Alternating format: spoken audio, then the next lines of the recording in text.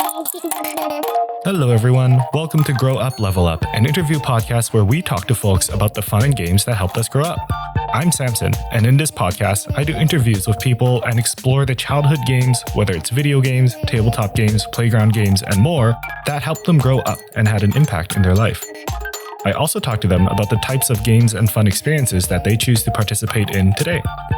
The goal of this podcast is to highlight the importance that fun has in our lives and relationships, whether it's growing up, present day, or in the future. Without further ado, let's bring in our guest for this episode of Grow Up, Level Up.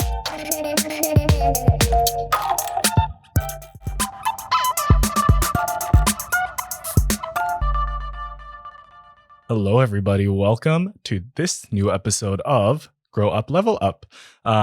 If you're listening live, you might have heard we actually got an intro now, so I don't need to explain what this podcast is. But if it's your first time joining us, Grow Up, Level Up is a podcast where I, Samson, bring in guests, and we talk about the fun and games that help them grow up and the role that it plays in their lives today. The reason why I wanted to start this podcast was that I feel like games don't necessarily get represented in our adult lives as much as stuff like movies and music. So I wanted to highlight those journeys that everyone has, so that they are, normalized, and more people will look to playing games as a hobby and something fun they do, something normal. If you're watching the video version, you might notice that we have a fancy schmancy setup here today. We are actually recording at my workplace at Launch Academy. You can find out more at launchacademy.ca, but we are a tech accelerator here in Vancouver. As you can see, we got fancy lights and a nice camera. This is the media room that I got to set up. So I'm very excited to use this for something I'm passionate about, that's for sure. If you're listening on audio, definitely check it out on YouTube, because that's where the video version is hosted. So moving on to our guest. So today we are joined by somebody. He's the founder of NeuroValiant. He's a Vancouver sports and esports fan. And most importantly, he's an advocate for those with autism and other neurodiversities. Lucas Gates, welcome to the show. Thanks so much for having me, Sam. It's great to finally hang with you on your, not only as a friend in real life, but as a colleague through our connections through all our fandoms that we've been involved with, especially. That's true. We do have a lot of similar interests. That's kind of how we met. We've met when we're actually just Vancouver Titans fans, I think. Yeah, exactly. But we'll dive into that later.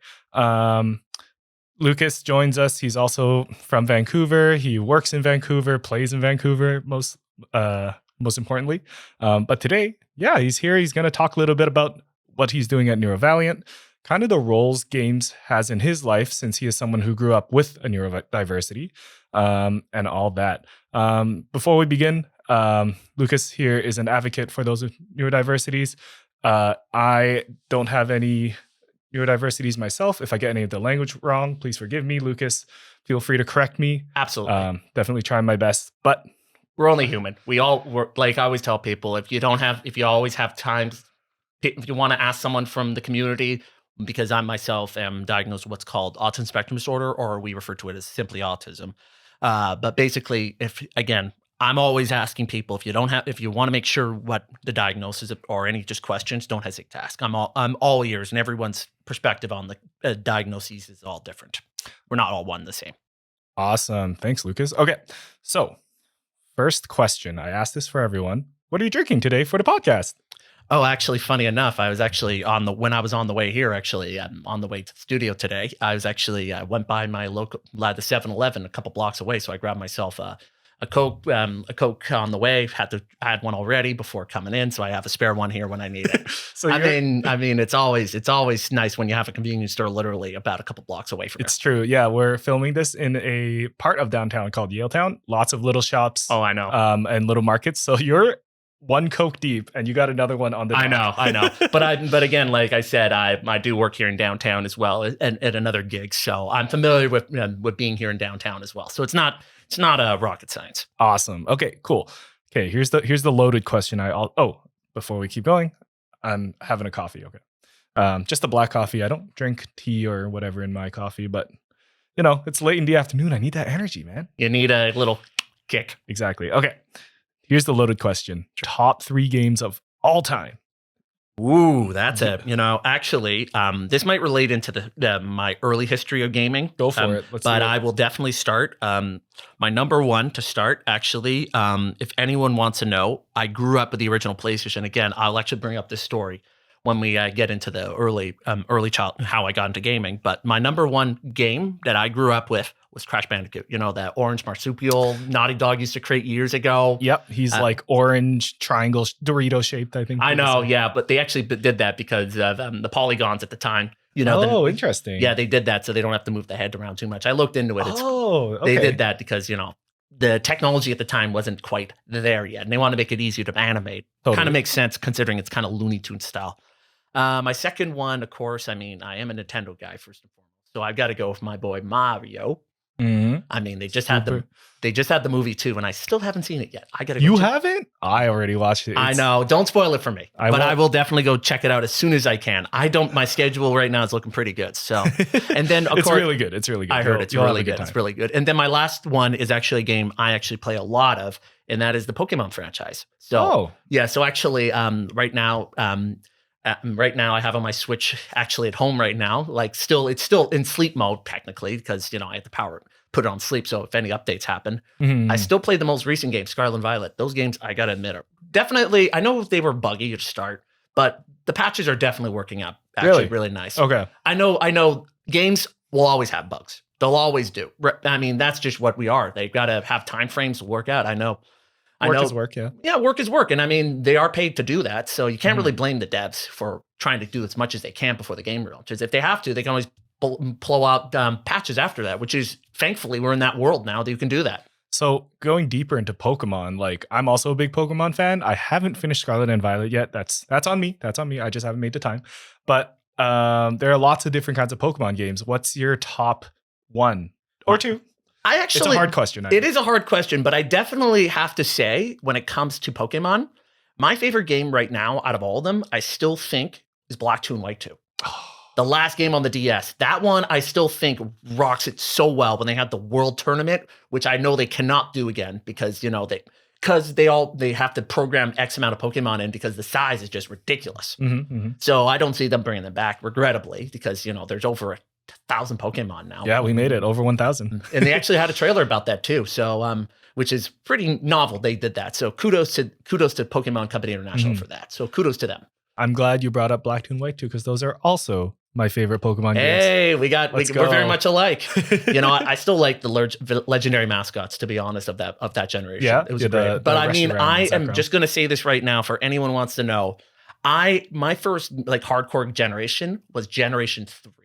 Hoenn was my childhood version. And I will also make this very clear. I still have my childhood Groudon in Pokemon Home. I've traveled it all the way up. I actually have done, every game I brought it in, I've always done something. So It's still with me. It's just right now in Sword, just waiting for the Home update to come out. So it could be up by the time this recording is out. I don't know. So for those who are outside of the Pokemon world, what Lucas is saying is, from the game that came out in 2003, he transferred one Pokemon from each generation for, I guess, 20 years now. Almost 20 years. To the newest game, and it's the same one. It's like having a childhood pet. I know, right? All the way. I know. It's sort of like for me, I've also have a dog. I've always had a dog my whole life too. So, of course, they've sadly passed on into things. So to those puppers, they were always good. They were always good dogs. I do have a dog at home, 11-year-old Golden, but yeah, I totally agree where you're coming from. It's like a childhood memory living with you forever. Yeah, and I think that's really cool. If I ever have kids, I'm definitely going to pass it on to them. So yeah, whoa. Hey. That's true. That's a thing now, I guess. That's the thing about Pokemon. They're making it so you can pass it to generations. Generation to generation. No wonder they use generations as a sort of a moniker. I like that. That's nice true. touch. Nice touch, community. Well done. All right. So enough about Pokemon. Okay. Yeah. We got on long enough. No, it's good. I love that franchise. Anyways. So let's talk a little bit about your work. You are currently, you have a couple jobs actually. That's correct. You work at Pacific Autism Network. Family Network, yes.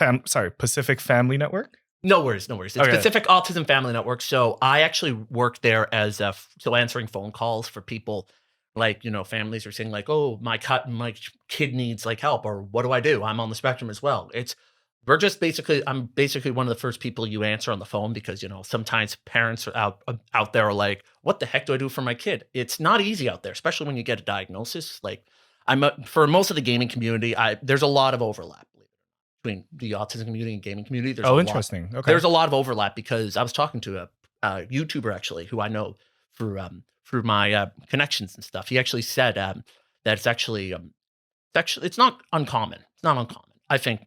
Okay. But anyways, it's the stigma that's the big issue. Yeah. Which I believe, and we'll dive into that. Oh, absolutely. Sure. Absolutely. Yeah. But anyways, I'm answering phones like, oh, help my kid. What do I get my services for my kid? Where do I find it? That kind of generally kind of thing, because I feel for these families or these other self-advocates like I am in their footsteps. Because when I was like first diagnosed around the age of 6, actually, this was before my first year of elementary. So, okay. But this was, again, remember folks, this was the late 1990s. This is like almost 20 years ago. Yeah. So it's a different time. Yeah, and I think like I forget where I read it, but the concept of autism is really new. It's less than 100 years old. I think it's less than like 860. I was looking into it myself a little bit. They used to do like multiple different definitions. They used to have like autism, PDD, Asperger's, which I was originally diagnosed with. I don't refer to myself as that anymore. Yeah, I think it's not the right term anymore.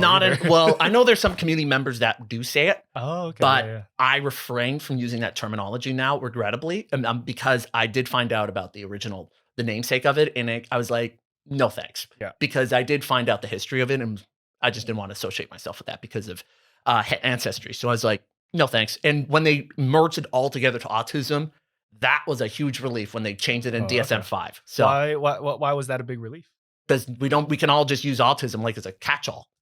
Okay. Instead of having so many different terminologies, it was ridiculous. Right. Because there is a lot of crossover. Oh, there is.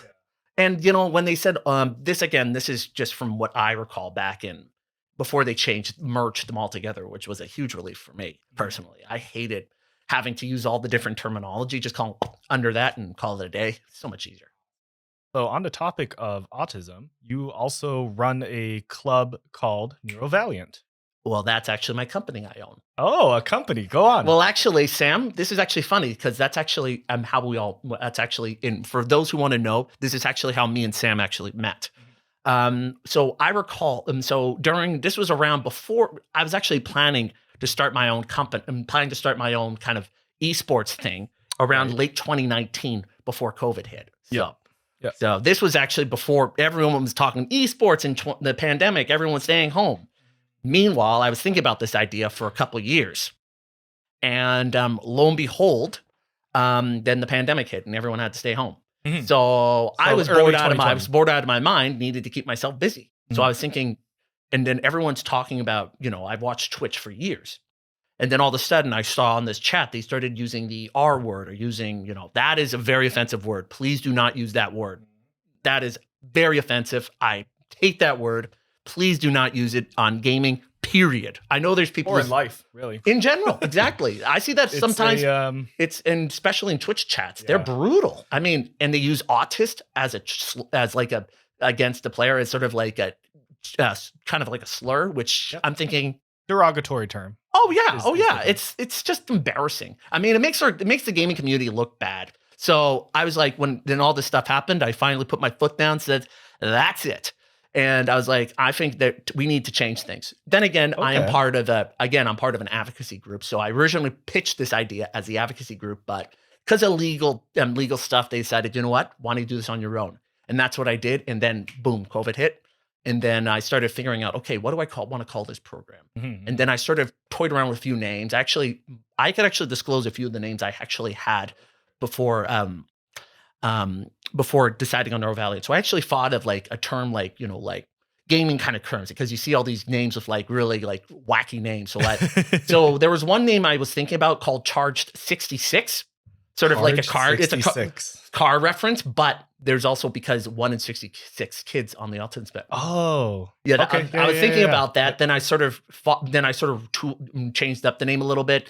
Then I came up with, and again, the name NeuroValiant was not related in whatsoever to LA Valiant. That I want to stress that enough. This was completely unintentional. I know what's going on with the LA Valiant. I don't know what's going on over there, but that is completely unintentional. Yeah. But anyway, I decided the full name of the program, Neuro Valiant, actually is a portmanteau. So it's two words sort of merged together.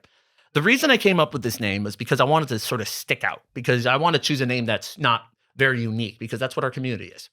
So I went with Neuro Valiant. What it means is neurodiverse, neurodivergent, which is also another term. I know neurodiversity, neurodivergent do get crossed over a lot. So just want to make that clear for our audience. It does get carried over quite a bit. So I appreciate that. And then Valiant meaning strong, courageous, powerful. See what I mean? Neuro Valiant. Yeah, no, that's really clever. Yeah, so I originally, then I originally had the logo sort of like as a world, because, you know, some brands, like to use the soldier motif from World War II, you know, kind of a play on my, when I was, it was originally pitched as an idea for the self-advocacy group that I was part of. I used to use like the World War II reference, because the logo they use was sort of like a plane kind of thing. Then I started realizing, you know what, and then I realized, you know what, that look is so overused at this point. You know, the plane look. Yeah, the bomber look. So, I decided, what's the next thing beyond flight?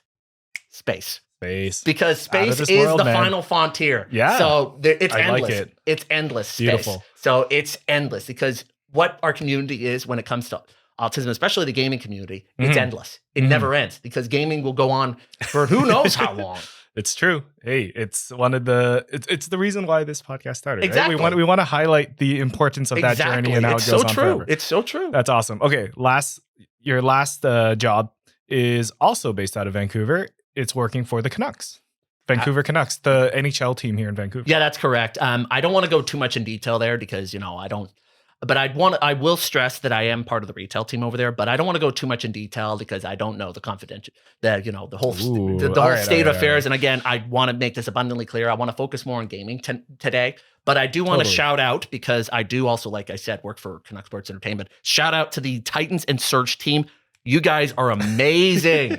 I mean, what a great group over there at the Titans and Surge. I mean, like I'm just going to shout them out. Like, shout out to Chibi and the rest of the team over there. I mean, especially Chibi, because she's going to be doing you probably, if you haven't heard already, she's going to be GM for Team Canada in the Overwatch. So that's true. All the best. Deep dive into kind of our nerdy side. Yeah, totally. So I just wanted to, wish and definitely, if you're ever in Vancouver and they ever do it again, definitely go check out the watch party. Sure. They are a blast, and it's not all about the game, it's about the community, which I love, which is sort of what I'm trying to do here too. Well, yeah, community. So that's a great segue. Thank you, Lucas. No problem. So what Lucas is trying to do is use games as a way to bring together a community. And that's kind of what Neuro Valiant does. I believe you guys run connections nights, which are game nights for families and kids. Actually, right? I'll actually sort of interject there for a second. My apologies.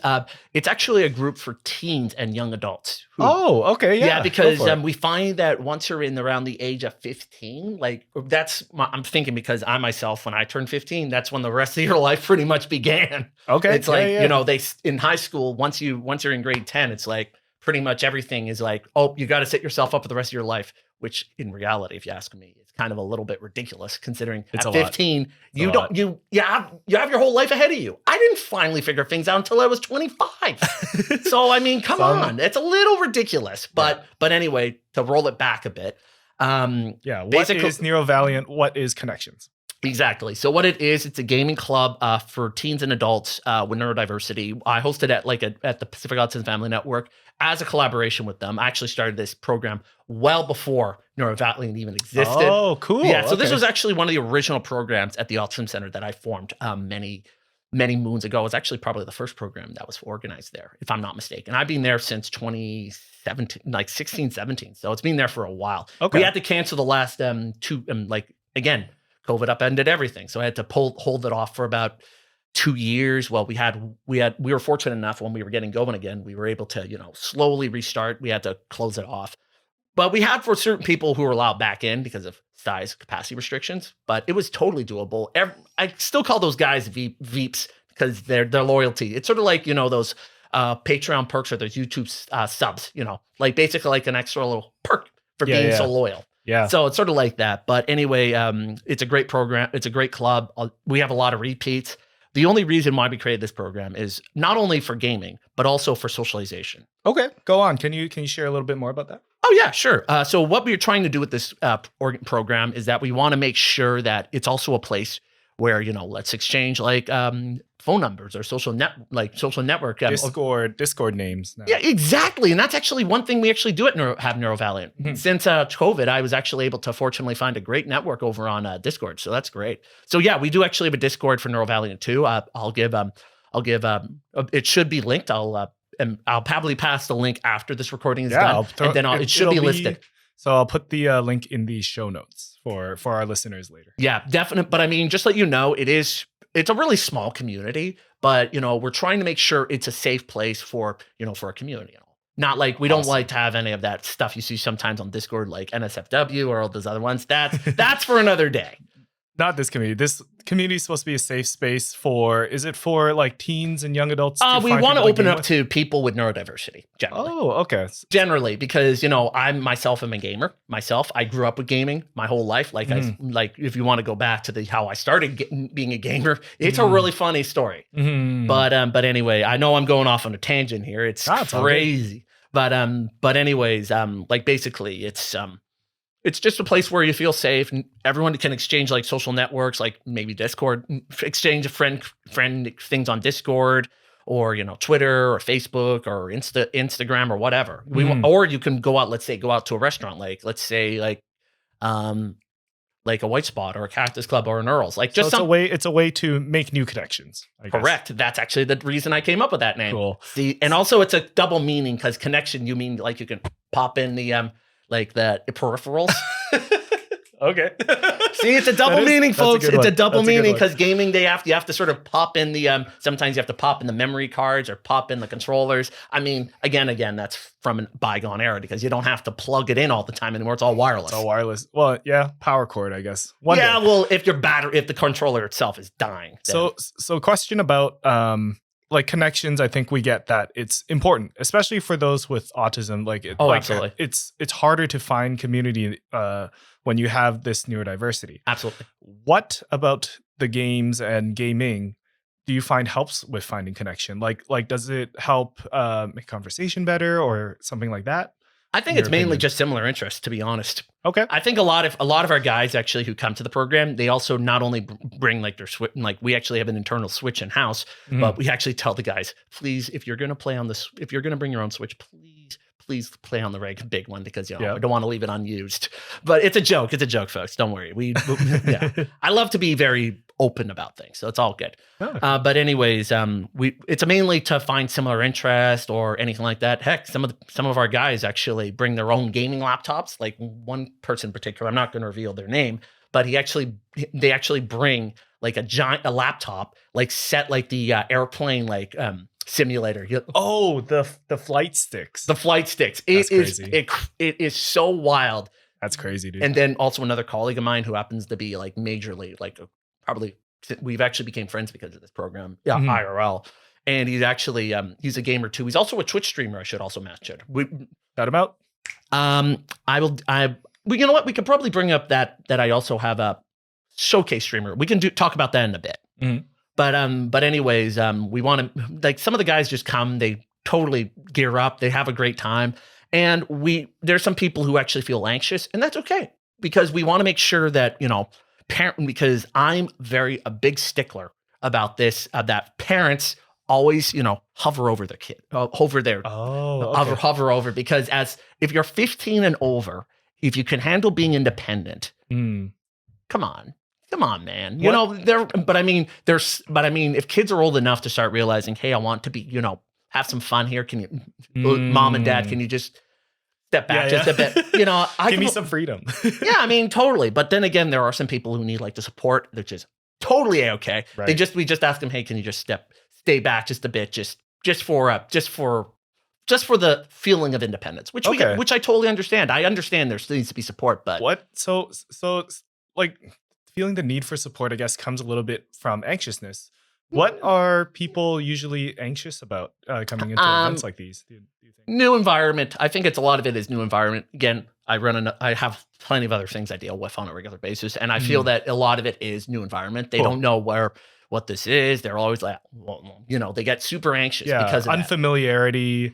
Not sure what to expect. Heck, I like even before this recording, I was looking around out here in Yaletown. I was like, where the heck is this building? I know it's a little hidden. I know. But once you find it, it's like, oh, this is pretty nice in here. Yeah, I mean, hey, Yaletown, it's a nice part of town, though.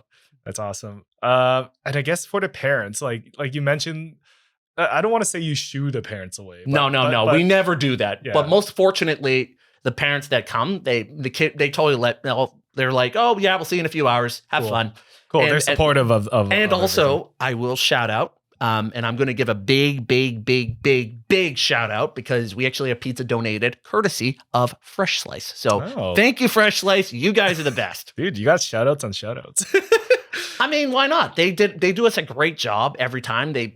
You have to let the guy know, hey, we're looking for X amount of pizzas. They're like, oh yeah, see you I'll confirmed, see you in a few hours. It's awesome. It's so great with one of their locations. So Fresh Slice, if you're hearing this, definitely give one of the Richmond locations some much needed support because because you're ordering way too many pizzas.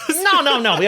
We have like 2 of each. So it's like 3, like we usually have pepperonis, cheese, and Hawaiian, 2 of each because, we want to make sure we have at least enough for everybody. I mean, from what it sounds like you're running a really cool event for teens and young adults to come. You got pizza, you got video games. And to be honest, this is actually going to be the first time you're going to hear this from me publicly. Sure. But I'm actually in the early stages of developing a brand new club.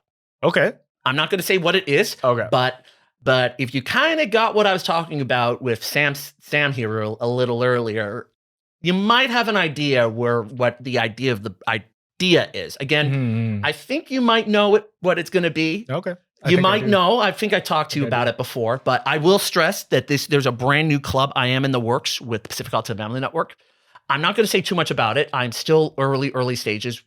They know my intent. I've got to have some logistics worked out. I'm still waiting for that to pass. But awesome. Once it clears, we should be all systems go. And I'm really excited to announce this program once we get the all systems go. This is going to be an incredibly awesome program. And I'm looking forward to starting this up as soon as feasibly possible. So it sounds like Neurovaliant's goal is to just create more opportunities, more clubs for those with neurodiversities to I guess, like have these social experiences. Absolutely. And to be able to have fun. And to be honest, there's a lot of places out there that I've seen that are doing this, which I think is absolutely fantastic. I think also the pandemic kind of was a blessing in disguise for some of these events too, because I'm not the only one, fortunately. There's other ones coming out there, but I've just offered, hey, do you need my help or anything? I'm trying to grow it. Maybe, I might even branch out this Neurovaliant into other things beyond esports. Yeah. I am exploring that idea. So we're getting the live business develment. I've been kind of toying the idea around for a while because I'm also do a lot of self-advocacy too, reaching out to organizations saying like, hey, do you guys need help or anything? So I might eventually have to merge it all into one. Can you actually expand on that? What do you mean by you do some advocacy to other organizations? I mean, like for example, like you referenced, because I'm very involved. I know the sports business pretty dang well. Mm-hmm. I know there's a lot of organizations, especially in pro sports, that are adopting sensory-friendly practices. Like for example, you have the businesses that develop sensory kits. They work with other parties. Sensory, as in like earmuffs. Sound. Earmuffs, earmuffs. Sometimes they have the fidget toys, which I'm definitely going to say right now, that fad they had a few years ago. Oh yeah, utterly dumb. I mean, no. Go on. Go on your fidget toy rant. No, I'm just going to say this right now. The only reason I thought it was not the best kind of thing is because it kind of trivialized people who needed that. Okay. Because the fact is, people who needed the fidget spinner because they need something to fidget their hand around, and some people sort of interpret it as a toy, which is like it kind of wasn't really. So I think just some smart aleck at some business company was like, oh, we'll take advantage of this. It's kind of looking back that's a really great point you bring up, because at that time during the fad, this was around 2016, 2018. Yeah, just before, right around the time I started at the center. Or yeah. I worked at a school where there were kids with neurodiverse needs, and they got distracted because they learned this thing like the fidget spinner was a fidget toy, but what we called them were like tools. They're fidget tools to help us Yeah. concentrate and to help us stay like attentive to the task at hand. Mhm. But man, it was a constant fight, like toy, tool. I know, but I mean, yeah. fortunately, now they're using fidget cubes, which is like so out of the way. Like literally, Yeah. I've seen them; they're so tiny you can barely notice it. Like Okay. I've seen, like I've done it, I've fidgeted around with it once or twice. Yeah. It's really tiny. So Cool. Awesome. I don't need a cube. Fortunately, I've Yeah. actually known how to cope with situations. I've learned Zen is absolutely the best thing I've ever learned. Zen.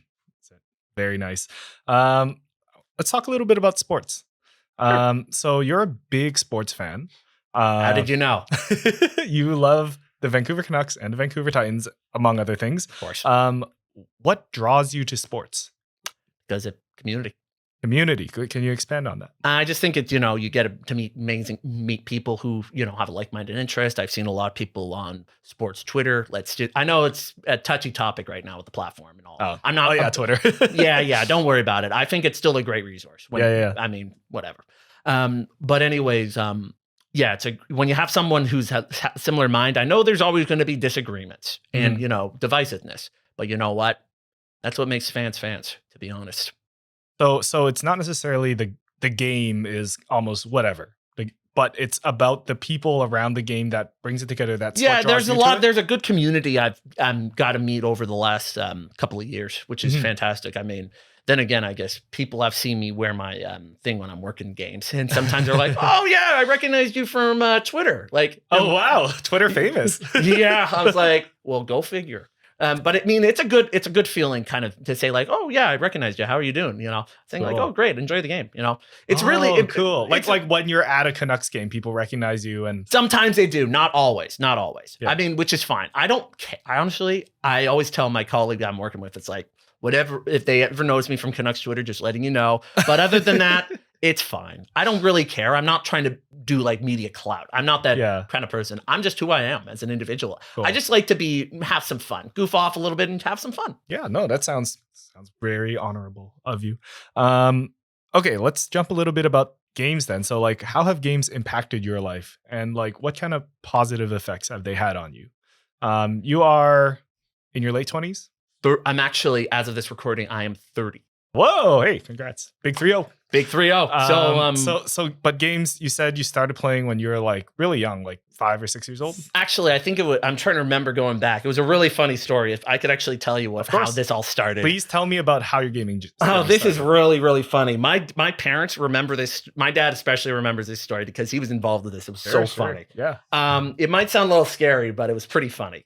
So anyway, I was about 6 or 7. So I was in, of course, first year of elementary school. This is late 90s. Mm-hmm. So anyway, after school, I should say. Bleh. Remember, this was late 90s anyways. Anyway, what happened was after school, my mom gave me like, I had like, I was like, oh, she gave me a Werther's chocolate candy, like those hard candies. Okay, where's this going? Anyway, this is really funny. So I sucked them, like I was having a little bit of candy after work, after school. It was really nice. Then all of a sudden, oh no. So I sort of choked a little bit. No, but this is how it all started. So let me explain. So anyway, got rushed to BC Children's Hospital. Oh my gosh. No, I was fine. But anyway, I'm here, thankfully. But anyway, when I was actually in the when I was in the room, like, after it happened, my dad walked in with a bag from Toys R Us. I believe it was Toys R Us. What was inside? A gray PlayStation. Brand new. Okay, interesting. So you almost choked. You had to go to the hospital, right? And Dad comes back with a PS1. PS1, yep. Okay. I still actually own the console itself. I never traded it in. Yeah. And I still own the first game I ever owned. Still in good condition. What game was it? It's like a very game. It's a game that's very I wouldn't say underrated. I would just say it's very niche. It was not a common game. I think they have it on GOG, but it's not the same game. Interesting. I don't know. It was called Street Racer. It's a Street Ubisoft. Racer. No, wait, no. Yeah, Street Racer. It's a Ubisoft game. I was looking into it. It was a port to so many games. It was like Sega CD. Yeah. This was, again, remember, late 90s. So of course the game looked a little different because they had like the polygonal graphics. I never knew how to play the game because their controller setup was so weird. Like literally, it was just bizarre. Like literally, when you push the, in racing, you have to put arrow, makes you go forward, right? Yeah. Makes you go jump. Interesting. Like what? Interesting. What? It's the control system was just weird. I never got used to rules it. back then. So what about the what about this like almost life-changing event got your dad to buy you a PlayStation? I don't know. He said he planned this in advance. He wanted to treat me, but it just so happened that maybe he was saving it for a big moment. It's like, this is a big enough moment. yeah. But it was kind of cool though. That is awesome. But I mean, heck, like I'll tell you folks, I still own the original PlayStation. I still own it. Big life event. Yeah, well, I still own it. I know, sometimes I hear people, I traded in my childhood console, years ago. I wish I didn't do that. I never trade in my consoles. I just do not like trading things in because, you don't know what the cost is. And fortunately, I have still, like I said, I still have it in my collection. I actually do know it still has that little, if you ever go online, you'll notice they have a couple different versions. Yeah. It still has that one on the back where the little panel pops out. Interesting. Yeah. And I still, it's a deep dive. Yeah. It's you know what? If I could still hypothetically play it, but if I had the cables and controllers, of course, I still know where my multi-tap is. You remember the PS1 didn't have 4 controllers. Yeah, you had to pop in. Crazy times. So like what about the gaming consoles like makes you want to keep it forever? I just personal preference, to be honest. I just do not like trading consoles in. I think maybe that's why I'm a bit of a collector in the end. Okay. Because I have, just to let you folks know, I have a ton of 3DS consoles still on standby. Yes, consoles. Yeah, like the little, you remember those special edition ones? Oh, nice. Yeah, I actually just recently on like Amazon, I saw like they had the Pokemon Scarlet and Violet special edition. You probably saw that too. Yeah. I ordered it. I just I had to get it. And so I didn't actually change the console itself. I didn't port it over. I just swapped out the Joy-Cons and the dock, and pretty much the other one's still. Interesting. Yeah, so I don't really need to change too much. I just like the design, just go from there. Very nice. So you've been gaming from that fateful day of the Werther's originals all the way till now. Yeah. By the way, I will also state before we carry on. Yeah. Don't worry, Werther's. I still like your I still like your candy. I'm not ever going to say no to a Werther's. Remember, this was when I was 7. Werther's, you have been forgiven. Don't worry, Werther's. It was a little incident there. Nothing that was. I still like Werther's. I still know it hard candy, but it's not a big deal. Don't worry, Werther's. I don't hate you. Okay. So what game from like growing up, and you only can choose one, had the biggest influence in your life development? Like that reinforced your belief?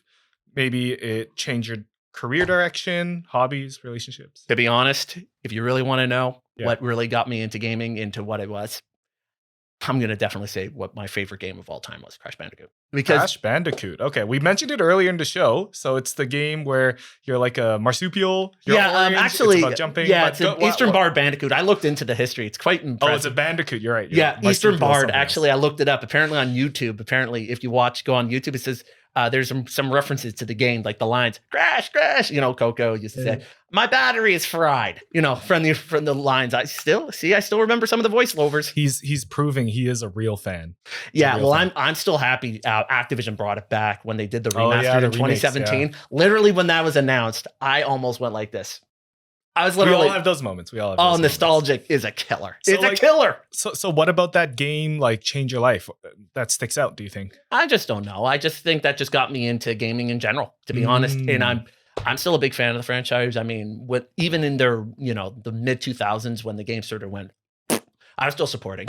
I know the game was locally made at when Radical Entertainment was still a thing. Yeah, I was here in Vancouver. I looked into it. I was like, dang, I wish I could go in there and tell them, hey, you guys are not giving Crash the love. I mean, the newer games, the Titans era, the Crash of the Titans, Mind Over Mutant, I could totally see it working well, but it didn't need the Crash nameplate. It just didn't need that branding. It was a great game, but it just didn't need that branding. Interesting. It just, you know, there's sometimes you just don't want to mess up the formula too much. Okay. So it was the gameplay that drew you in, or the characters, or the just generally the franchise as a whole. Maybe it's also nostalgia too.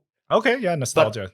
But I'm still happy they actually, when they 2020 I know was a terrible time for everybody, but when they revealed Crash 4, It's About Time, I was so happy. Was it a good game? I heard it was good, but I don't know. It was good. It's good. I mean, it felt like a new take on the old formula. I mean, what ain't broke, don't fix. So, I mean, they did a great job. I got to give credit to Toys for Bob's down there in California. They did a bang up job. I'm looking forward to Crash Team Rumble when that drops later in June. I mean, who knows?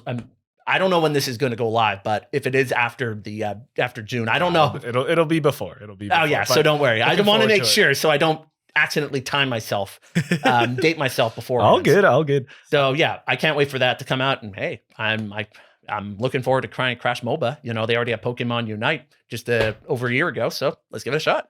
So you like the franchise? I guess like that's interesting you bring it up, because there are some games where people follow it just because it's the franchise, and we have done it with Pokemon, of course, good or bad. I wonder what do you think is that reason? Like, is it just nostalgia, or? I think it's mainly just nostalgia. Because you know, as a kid, you know, I mean, funny enough, I will tell you something. This is really cool. Okay. Because you know how the branding here is grow up, level up. You know, when it comes to kids, you know, we grew up with the game.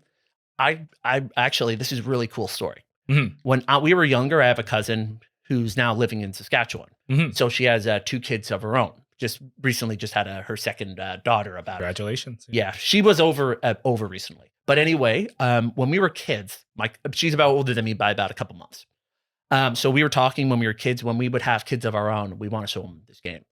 Turns out it was fulfilled. I actually did that. I actually showed her eldest daughter the game. She was like, "Oh, I want to see this guy again." It was Papu Papu, you know, the first boss in Crash 1. Yeah. You know, did the do bong, do bong. You know that. It was so funny. She saw it like 3 or 4 times. I couldn't care less. But I mean, you can see why this gaming like this could be generally a generational thing. Absolutely. So that's why I think with this podcast, I think it works.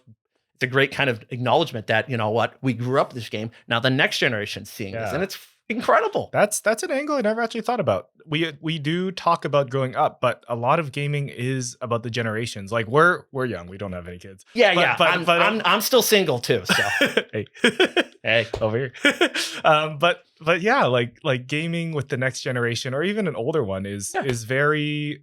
It's a very new-ish concept. Like there are families now, like parents having kids. That's how they become parents. Of course. But families having like family-wide gaming setups. But when we were growing up, that wasn't really a thing. No, and you know, our parents didn't grow up with video games. No, and to be honest, also we didn't at the time. They didn't know about these kind of PC setups too. Like I see, gaming. I mean, holy smokes! I see people literally fork over like. I don't want to say how much money, because I couldn't even think of doing that. I couldn't even have that set up. I mean, I don't even have the technical know-how to even do that. It's ridiculous. A friend of mine who's actually, as we speak, is already, as of this recording, is looking at moving out. So moving elsewhere. So he's told me, I'm looking at doing a setup and all. So I mean, he's a tech dude. He's like totally into tech. So he's like I said, he's a Twitch streamer. I will definitely shout out. For anyone's listening to this podcast, definitely check out one of our showcase streamers on NeuroValiant. His name is Uplift Vancouver. I will share. I will also say that I do have 2 other showcase streamers, including myself. And I do think, you know, this is why I don't like to ever plug, because that's just not who I am. No, go ahead, plug away. All right, sure, no problem. So anyway, I got, for NeuroValiant, I forgot to totally mention this. We also have, a thing called showcase streamers. Mm-hmm. So anyway, what that is, it's basically, you know, like sometimes partnered streamers, they get paid. Unfortunately, I can't pay. Regrettable. Not yet. You don't. Not yet. But so as a result, I decided to go for the next best option, showcased. Okay. So we actually, including myself, which of course, I mean, I'm the owner. I bought the team out. Anyway, so we actually have 3 other showcase streamers. Mm-hmm. One of them is my good friend, Uplift Vancouver. Okay. He does a lot of Right now he was actually I think he was playing he plays like a variety of games. I think he was like one point was playing like Ratchet and Clank, Metroid. I think he was actually recently playing a Metroid Prime Remastered, which just came out, which was actually a game he grew up with. I can confirm. I also have another friend of mine, King William Delphox. Okay. He's also I'll get, again, it should be in the show notes. Yep. I'll give it all the links to our showcase streamers. He does a lot more like novelty games, like I think he did like a Pokemon randomizer once. Fun. Yeah, I mean he right now, I think as of this recording, he's finishing like playing, I think it was Pokemon Sword. Like he had like a challenge. So like challenging kind of entertainment. Challenge. Cool. So I think he was doing, I forget what the mode he was doing. I know he just finished. He's right now finishing up, I think, the Crown Tundra. I think he's going to do Legends Arceus next. And who's the last streamer? His name, he's actually, funny enough, he's actually a budding musician too. Ooh, so double talented. I will definitely state, and also he's the leader. He's vocalist for the band Copperleaf. Copperleaf. Okay. Yeah, I'll definitely link that in the description as well. Yeah. Well, I'll actually tell you his name. His name is Dayton Cahill. Okay. Cahill. I think he actually, that's his real name. So I mean, at this point, it's totally cool to state that's his real name because he promotes it himself. Yeah. So he does stream. I think he streams more like racing and I think mostly Xbox. I recall he actually streamed like Forza recently. Cool. So yeah. So lots of friends of Neo Valiant, lots of friends of Lucas, I guess. Yeah. Well, and also I myself just stream like regular kid games. You know. Oh yeah. I mainly it's easier all ages games. All ages. Yeah, games. I'd like to keep it at least PG as much as possible. I mean that's just who I am. I don't like. I want to make sure it's welcoming for kids. You know. Because I might sometimes yell like, oh, this or that. You know what I mean? I slip of the tongue. It happens. Yeah. No one's perfect. Like my friend, like up left, like for example, says nobody's perfect. And I totally agree. So what, so you said you want to focus on kids. Like why do you want to focus for my streams particularly? Yeah. Well, why do you want to focus towards the kids market? I just think it's a good way for them to, you know, find a way to sort of, you know, because there's a lot of adult content, you know, sometimes people have like, that, but in all seriousness, yeah.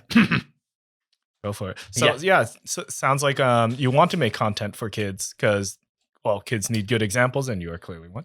And that there's enough adult content out there. Like I guess you're playing all ages games like Pokemon. Like you don't want to be inappropriate. No, totally not. And plus, I like to also try to make it as interactive as possible. I mean, I've tried to do like terror raids and Violet, but no one ever showed up. Oh well. I mean, I guess I don't have the reach yet. Yeah, small communities. Right, but you know what? It's time it grows, and you gotta grow your audience, I guess. I mean, I do see a lot of people who make a lot of money from their audience, but I'm not too worried about it. All right, we went on a little bit of a tangent, but I think I just wanted to highlight the importance of community because all these folks that you just shouted out, they're all people that you met through your community. Actually, through games. Like games brought you guys together. Yeah, and actually, Uplift, I will also state, he is a YouTuber as well. He does a lot of transit, like, you know, videos like on transit. Like he does. Well, he's a general jack of all trades in a sense, but he does like to do gaming and all. I recall he also did City Skyline. I mean, that game's popular among So he's got a knack for like city planning, I guess. Well, he's kind of a transit buff. So he's the one who I always ask, like, oh, hey, especially if I'm going somewhere I don't know, it's like, oh, what's your best suggestion? Which bus or train should I take? Wow. So he's my go-to guy when it comes to love it. All right. So we're gonna come close to the end of our show here. So I'm gonna hit you with 2 questions. Sure. Do you want the fun one first or the serious one first? Both. Your choice. Both at the same time? Okay. No, your choice. Your choice. Okay. Let's do the serious one first. So I guess what's your one piece of wisdom to leave with the world? You know, like I said prior, when it comes to our community, don't hesitate to ask. Because I know there's some people out there who are like, oh, I don't know. I'm too afraid to ask about, you know, community because they don't want to offend anybody. Mm-hmm. Ask. Do not be afraid to ask. I mean, if you ever follow me on Twitter, again, show notes. My DMs are open. If you have any questions, I've talked to plenty of people out there. They say like, do you have any questions? You know, even if I can't answer it, I'll say, you know, this is the best of my knowledge, and we go from there. Awesome. So if you ever want to join a community or you're ever curious about a community, just ask someone. Yeah. Reach you know, out. Never hurts to ask. Yeah. Good one. All right. Here's the fun one. All right, sure. I have a lot of money. I want to fund a game about your life, but you get to pick the genre, the Ooh. what kind of game it is, art style, Nice. sound, everything. You get to be the director, but it has Sweet. to be about your life. Okay. Go for it. I think a side scroller platformer. Okay. I like the idea of it being 8-bit, pixel, because I'm always being the kind of the person who likes that kind of the old school retro kind of vibe, like e.g. Super Mario Brothers. Yep. Because that always gives me that kind of vibe. But when it comes to platformers, you're always progressing for each level. Look at Mario Brothers 1-1, 1-2, 1-3, 1-4. Yeah. You're progressing through the game. Sure. Kind of like that. Every world is different in its own set, in those circumstances. And you could think of the boss level of kind of being a symbolic gesture of a big pivotal point in my life. Okay. Like what would be an example of a boss? That's a big pivotal kind point. of like the Werther's chocolate is one of them. one of them maybe, but another one would actually be school. Cool. Okay. Yeah, I wouldn't say it was easy. Let's just say I had a teacher assistant, because of course people on the autism spectrum, they can allow for it, but they don't do it a little differently than I had before. Anyway, this guy, let's just say he was a total jerk. He told me, and I'm going to be very polite here, he said, and I quote, "Shut up" to me 5 times. Wow.